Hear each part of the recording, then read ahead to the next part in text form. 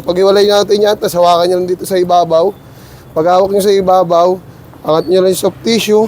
Pag naangat nyo na yan,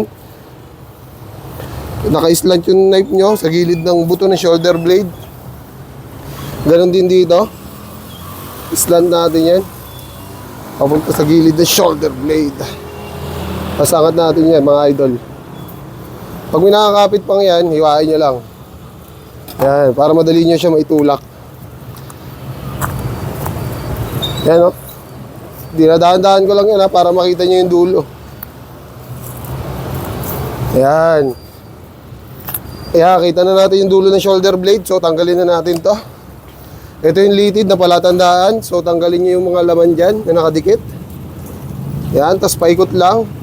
Pag ikot, kahit di na kayo humiwa sa kabila, okay lang yon.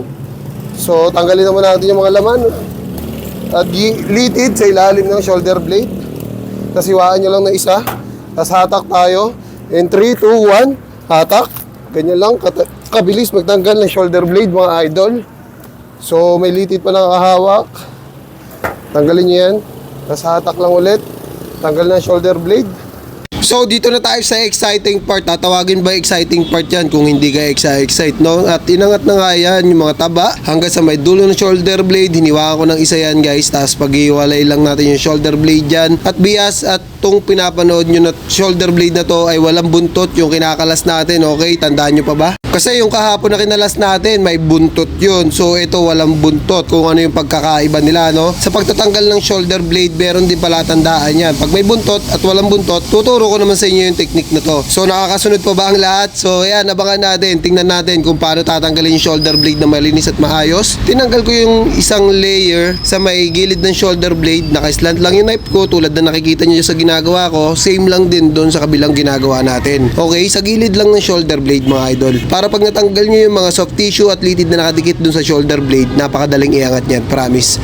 Napakadali niyan, tingnan nyo mabuti. Tapos iangat nyo lang siya hanggang sa may dulo ng shoulder blade. Pag nakita nyo yung dulo, pwede nyo nang tanggalin sa may litid at gilid ng shoulder blade. Ayan yung tinuturo ko, kanan kapag may buntot.